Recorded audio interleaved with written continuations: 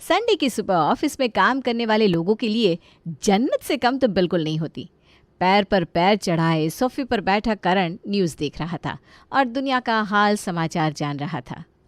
बताओ प्रीति, प्याज के दाम 120 रुपये से 50 रुपये हो गए और यहाँ मुझे खबर ही नहीं लगी। एक मिनट, तुम तो अभी भी मुझे 120 रुपये करके ही लेती हो ना प्याज के। वाह देवी जी वाह, 8-10 घंटे ऑफिस में काम करने के बाद भी जितना मैं नहीं कमा रहा हूँ उतना तो तुम बचा ले रही हो। इसे कहते हैं असली हेरा फेरी। वैसे हेरा फेरी 3 आने वाली है। कोई न्यूज़ आई क्या उसकी? देखो ना ज़रा।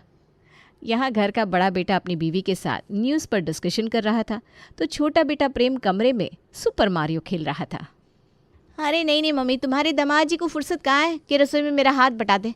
वो तो कमरे में सुपर मारियो खेल रहा है। तू वहाँ खुश तो है ना बेटा? तेरा मन तो लग रहा है ना? ज़िंदगी में कभी मैं तुझसे दूर नहीं रही हूँ। ये 2 महीने कैसे निकाले हैं मैं ही जानती हूँ। अरे हाँ मम्मी, मैंने तो मजाक किया। तुम ना बेकार में टेंशन में आ गई। दिन भर काम करते हैं प्रेम, ऑफिस जाकर भी, ऑफिस से लौटने के बाद भी। अब संडे के दिन तो छुट्टी मिली है। मैंने भी कहा आराम से कमरे में रहो, मैं नाश्ता बनाती हूँ। भैया भाभी ना बहुत अच्छे हैं, मेरा मन लग रहा है यहाँ, तुम फिक्र मत करो। सभी अपने अपने कामों में लगे हुए थे कि अचानक ही भागती हुई प्रीति रसोई में आती है और राशि से कहती है, मम्मी जी आ रही हैं। मम्मी कहाँ आने वाली है भाभी? अभी बात हुई मेरी उनसे, कह रही थी कहाँ फुर्सत है। मैं तो चाहती हूँ कि मम्मी आ जाए। अरे मम्मी नहीं, मम्मी जी। तुम्हारी मम्मी की बात नहीं कर रही हूँ मैं, तुम्हारी सास आ रही है राशि। क्या? मम्मी जी आ रही है? Oh my god, finally mummy ji से मिलने वाली हूँ मैं। मेरी शादी में तो मम्मी जी थी ही नहीं। मैं अभी जाकर प्रेम को ये गुड न्यूज़ देकर आती हूँ। ये लो, ये तो और दिमाग की पैदल है। जिससे ये गुड न्यूज़ समझ रही है वो कौन सी न्यूज़ है वो तो मिलकर ही जानेगी।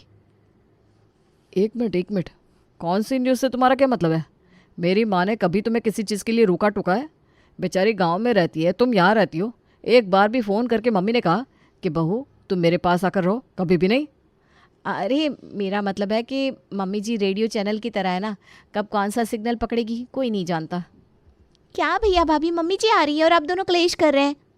जिनके आने की बात से ही घर का माहौल बदल गया। वो आएंगी तो सोचो क्या होगा। तैयारी करनी शुरू करो, बाकी मैं तुम्हें बताती जाती हूँ कि पापा जी और मम्मी जी कैसे हैं हमारे। प्रीति तो अपने सास ससुर से मिल चुकी थी।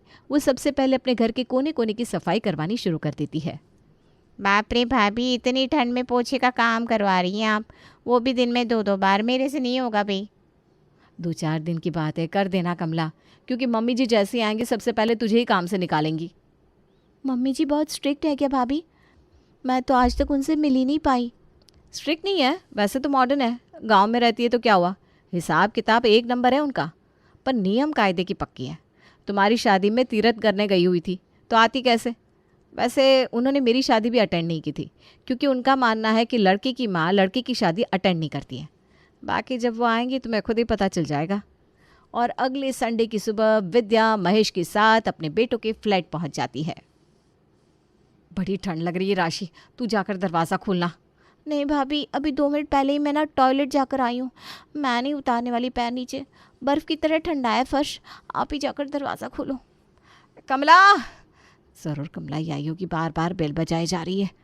चिढ़ती हुई प्रीति जैसे जाकर दरवाज़ा खोलती है तो सामने अपने सास ससुर को देखकर भौचक्के रह जाती है। सर ढककर प्रीति अपने सास ससुर का आशीर्वाद लेती है। मम्मी जी, पापा जी, आप लोग तो कल आने वाले थे ना? ट्रेन बिफोर टाइम थी तो हमें खबर तो की होती, हम गाड़ी भिजवा देते। तुम लोगों की गाड़ी के भरोसे रहते क्या हम? ट्रेन पहले पहुंच गए तो हम ऑटो लेकर कंपाउंड तक आ गए। बस एक काम अच्छा किया कि 5वें माले पे फ्लैट लिया है तुम लोगों ने। चढ़ना उतरना अच्छा हो जाता है। आप सीढ़ियों से आए क्या पापा जी? हाँ तो ये 4 फुट के डब्बे से आते क्या? लिफ्ट का इस्तेमाल तो करना ही नहीं चाहिए बेटा। जितना सीढ़ियों से चढ़ना उतरना होगा हड्डियाँ उतनी ही खुली रहेगी, और ठंड में सीढ़ियाँ चढ़ने उतरने से शरीर में गर्माहट बनी रहती है। देखो अपने पापा जी को, शरीर में स्वेटर या शॉल है इनके? मुझे देखो, क्योंकि हम काम करते हैं।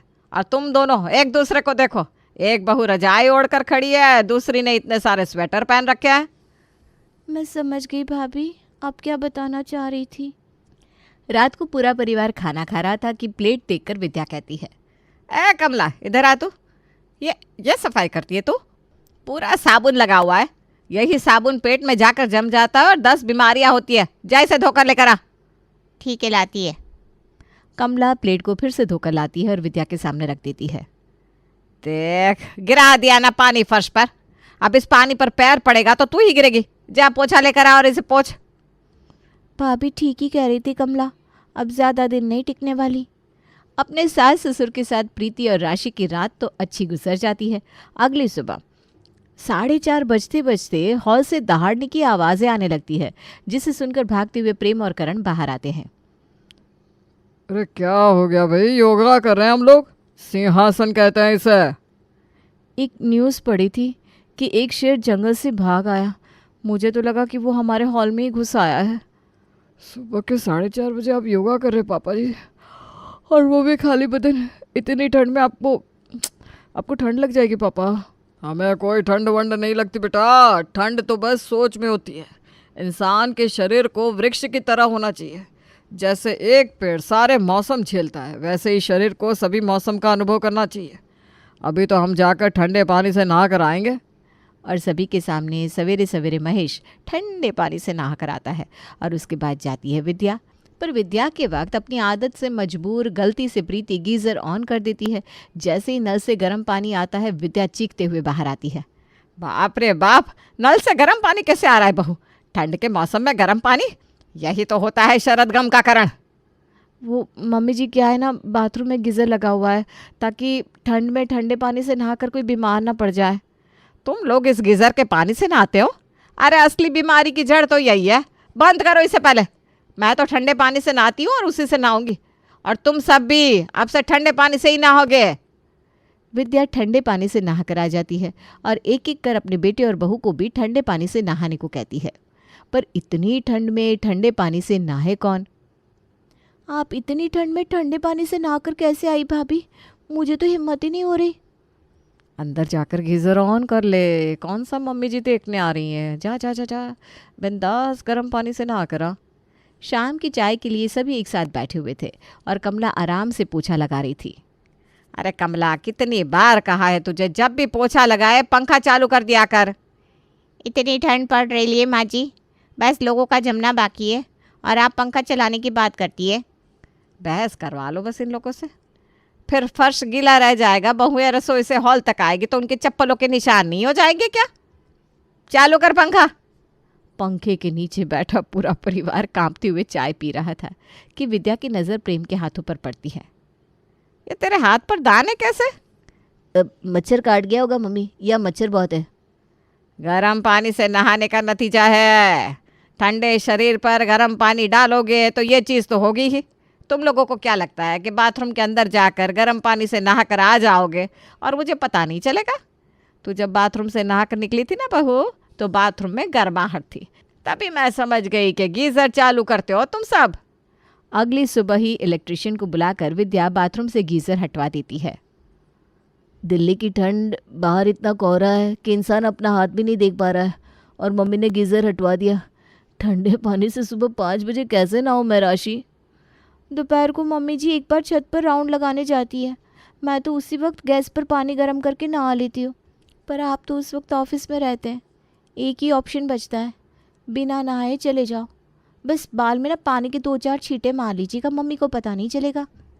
यहाँ प्रेम बिना नहाए ऑफिस जा रहा था तो करण भी अपने शरीर की बदबू छुपाने परफ्यूम लगाकर ऑफिस जा रहा था। बहू, ज़रा पानी पकड़ा तो। लाई मम्मी जी। इधर आ बहू, ज़रा पास आकर बैठ, कुछ बात करनी है तुझसे। दिन भर तो तुम दोनों यहाँ वहाँ कामों में लगी रहती है, मन तन की बात ही नहीं कर पाती मैं। अरे बोलिए ना मम्मी जी, क्या बात हो गई? यहीं तो है हम। बेटा मुझे ना एक घड़ा चाहिए, मिट्टी का। घड़ा यानी कि मटकी? हाँ मम्मी जी, मिल जाएगी ना, मैंने फ़ोन करके लाने को कह देती हूँ, ये रात को आते वक्त लेते आएंगी। अपनी सास की बात सुनकर दोनों बहुएं रसोई में रात के खाने की तैयारी करने में लग जाती हैं। एक हीटर की ज़रूरत किचन में भी है भाभी, वरना ठंडे पानी से आटा लगाना बाप रे बाप बड़ा मुश्किल होता जा रहा है।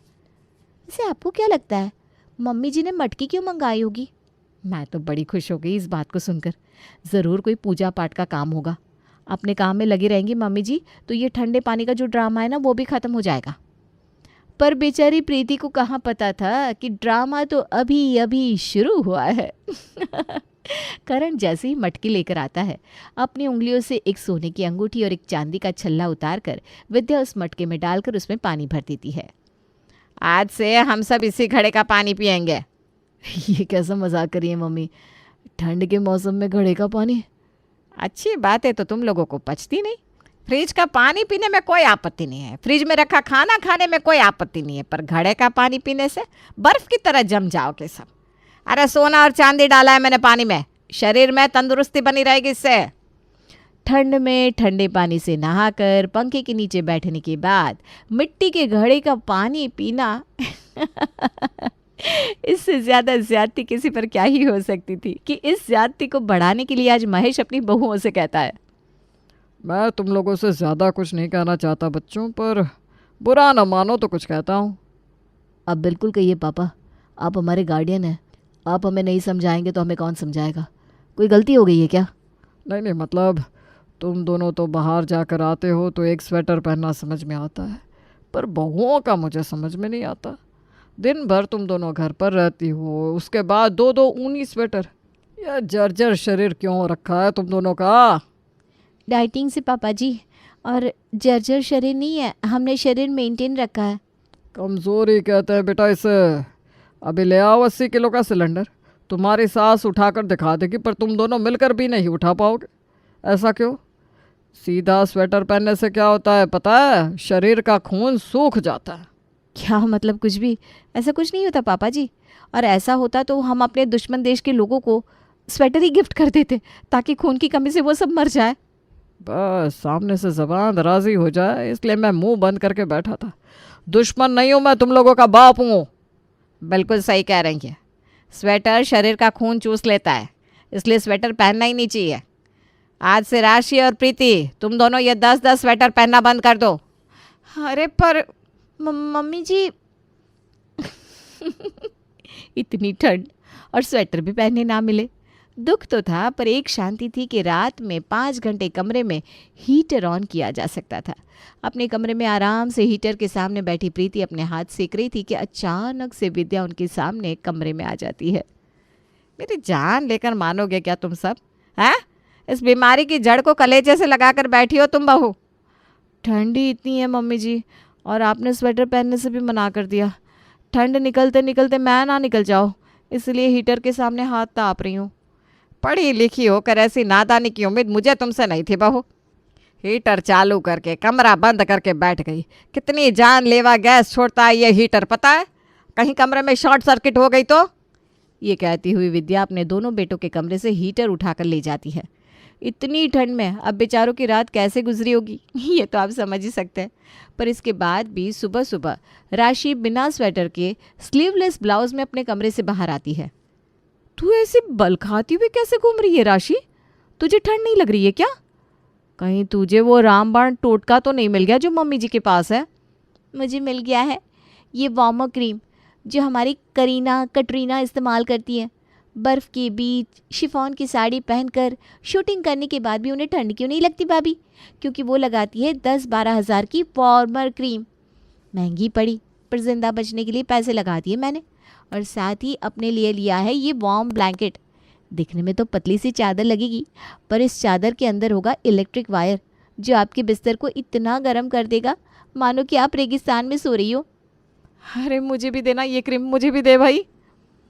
प्रीति और राशि की बात रसोई के बाहर खड़ी विद्या सुन लेती है और अपनी बहू के कमरे से ब्लैंकेट निकाल कर छुपा देती है। ये बहुएं तो मानने को तैयार ही नहीं है, बिजली से पूरे शरीर का खून सूख जाएगा। अब धीरे धीरे सभी विद्या और महेश से तंग आने लगे थे। आज प्रेम ऑफिस के बीच से ही वापस आ जाता है।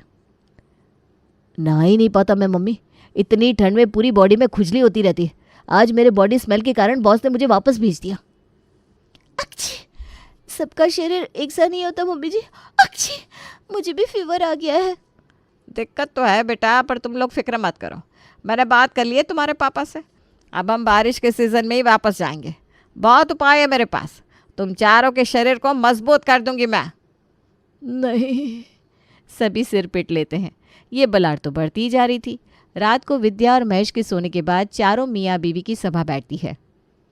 ऐसा कहना तो नहीं चाहिए, पर मम्मी जी वापस नहीं जाने वाली करण। और वो यहाँ रही तो ठंड में तुम विधवा हो जाओगे। तुम भी प्रेम, अब तुम मुझसे भी ठंड बर्दाश्त नहीं हो रही। मैं सोच रही हूँ कुछ दिनों के लिए मम्मी के पास चली जाऊँ। मैं भी ना कोई बहाना बनाकर निकल जाऊंगी। विद्या और महेश के बेटे जितने संस्कारी थे, बहुएं भी उतनी ही अच्छी थी, पर उनके शरीर लोहे के तो थे नहीं कि वो इतनी ठंड बर्दाश्त कर सके। आज राशि अपनी सास के सामने अपने मायके जाने की बात कहने वाली थी कि तभी एक चमत्कार हो जाता है। दरवाजे की बेल बजती है। मैं देखती हूँ, मम्मी जी आप बैठिए। प्रीति दरवाज़ा खोलती है और बाहर खड़ी थी ज्योति, प्रीति की ननद। अरे दीदी आप आइए आइए बैठिए। हाँ हाँ बैठ तो जाऊंगी, पर उसके पहले पैकिंग करवानी है मम्मी पापा की। पैकिंग? रात की टिकट है ना, मैं मम्मी पापा को अपने साथ ले जाने आई हूँ। क्या दीदी सच में? राशि और प्रीति के लिए ज्योति एक वरदान की तरह आई थी। दोनों जाकर अपनी ननद के पैर छूती है। अपने माँ बाप के बैग्स को फिर से पैक कर ज्योति अपने साथ ले जाती है। सभी उन्हें स्टेशन तक छोड़ने जाते हैं। अब ठंड निकल जाएगी ना प्रेम। सभी को आंख मारकर ज्योति ट्रेन में चढ़ जाती है। प्रेम का लगाया आइडिया काम कर जाता है और फाइनली सभी के शरीर पर फिर से स्वेटर आ जाते हैं और कमरों में हीटर। ठंड में तो अब तकलीफ नहीं होने वाली थी, पर विद्या और महेश अगर गर्मी में आ गए तो